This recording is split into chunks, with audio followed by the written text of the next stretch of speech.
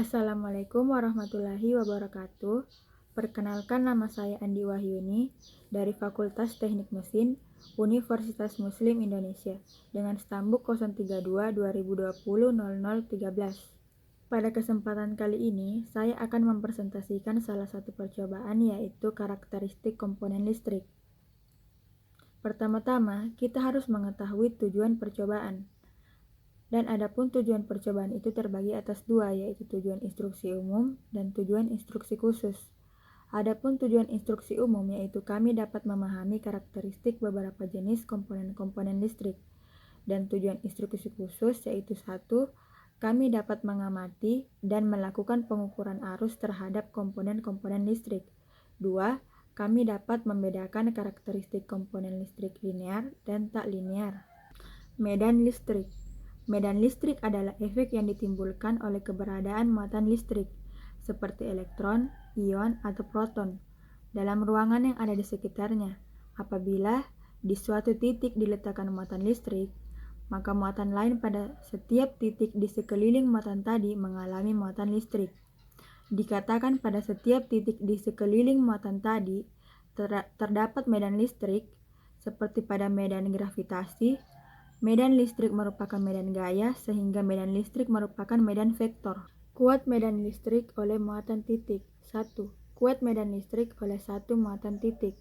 Misalkan muatan titik Q sebagai sumber medan listrik berjarak R dari titik P, maka gaya listrik pada muatan uji Q yang ditempatkan di P. 2. Kuat medan listrik oleh beberapa muatan titik.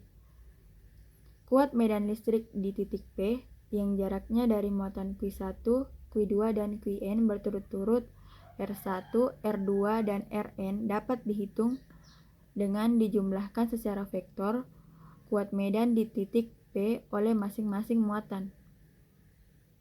Kuat medan listrik oleh muatan yang terdistribusi. Dalam sub pokok bahasan ini, yang dibicarakan adalah muatan yang terdistribusi secara kontinu pada suatu benda dengan ukuran tertentu.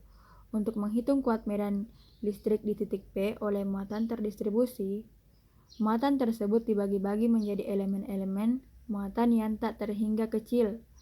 Kuat medan listrik di titik P oleh elemen muatan. Hukum Coulomb. Charles Augustin Coulomb mengukur tarikan dan tolakan listrik secara kuantitatif dan menyimpulkan hukum yang mengatur tarikan dan tolakan tersebut sebagai hukum kuadrat terbalik.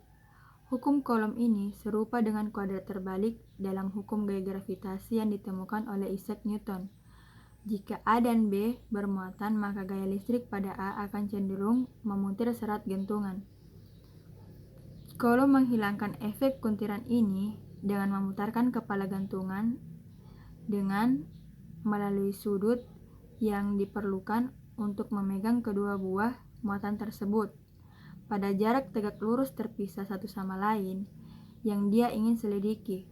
Maka sudut adalah sebuah ukuran relatif dari gaya listrik yang bekerja pada muatan. Pengaturan alat yang serupa digunakan kemudian untuk mengukur tarikan gravitasi.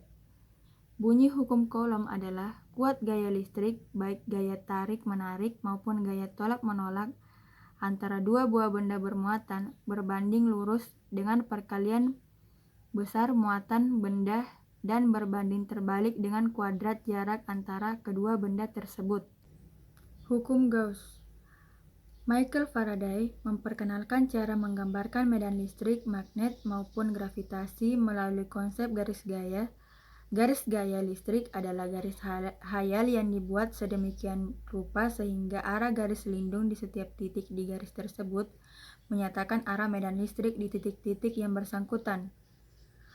Kontinu dan dua garis gaya tidak pernah berpotongan selain untuk menggambarkan.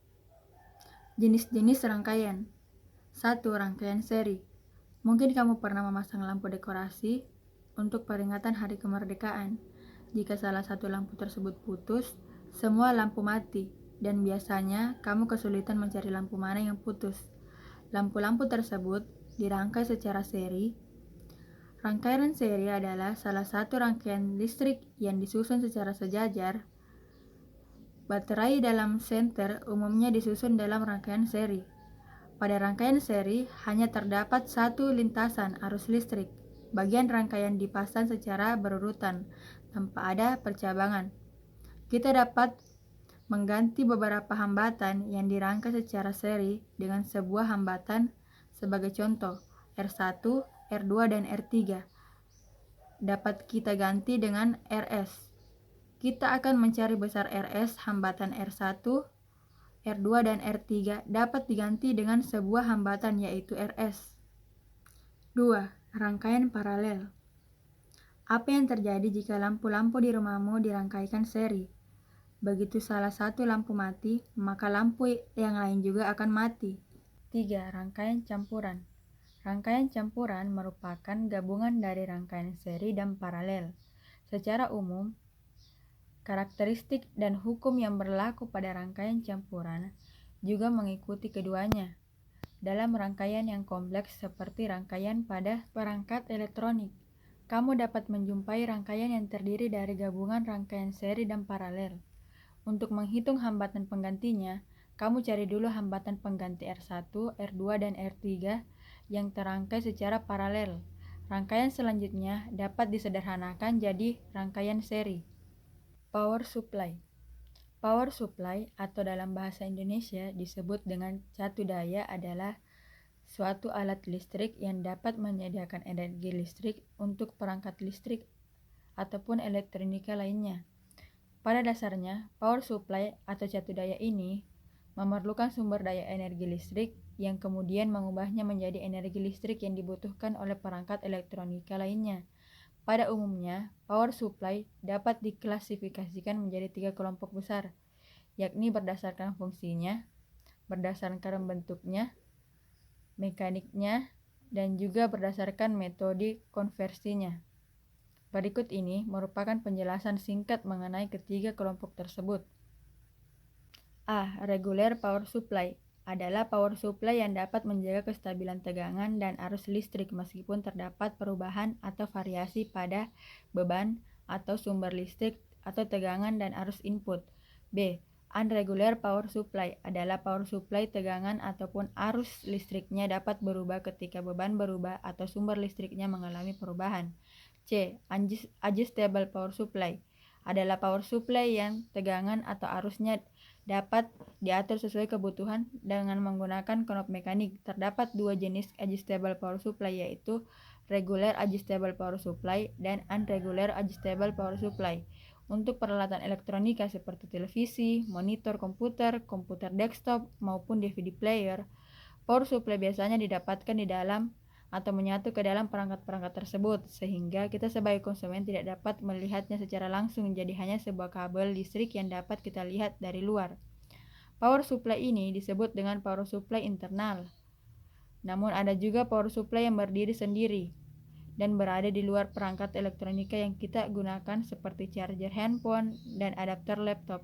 Ada juga power supply stand-alone yang bentuknya besar dan dapat disetel tegangannya sesuai dengan kebutuhan kita. Berdasarkan metode konversinya, power supply dapat dibedakan menjadi power supply linear yang mengkonversi tegangan listrik secara langsung dari inputnya, dan power supply switching yang harus mengkonversi tegangan input ke pulsa AC atau DC terlebih dahulu. Kapasitor. Kapasitor adalah komponen elektronika yang digunakan dalam menyimpan muatan listrik, sehingga kapasitor dapat diartikan sebagai alat atau sebagai tempat penampungan di mana muatan listrik dapat disimpan dan diambil kembali. Kapasitor ini termasuk komponen pasif karena tidak menghasilkan arus dan tegangan listrik. Kapasitor tersusun atas dua plat metal yang dipisahkan oleh bahan dieelektrik. Material dieelektrik adalah isolator yang bersifat penambah kapasitansi. Bahan-bahan dieelektrik yang umum digunakan ialah keramik. Jika ujung-ujung plat metal diberikan tegangan listrik, maka muatan positif akan berkumpul pada salah satu kaki metal dan pada saat yang sama muatan negatif berkumpul pada ujung kaki lainnya. Muatan positif tidak dapat mengalir ke ujung kutub negatif dan begitu pula sebaliknya. Muatan negatif tidak akan dapat mengalir ke ujung kutub positif konduktif, sehingga muatan ini akan tersimpan selama tidak ada konduksi pada ke ujung kakinya. Di alam bebas Fenomena kapasitor ini terjadi pada saat terkumpulnya muatan positif dan negatif di awan. Rangkaian kapasitor ini, selain sebagai tempat penyimpanan muatan listrik, juga dapat berfungsi menghilangkan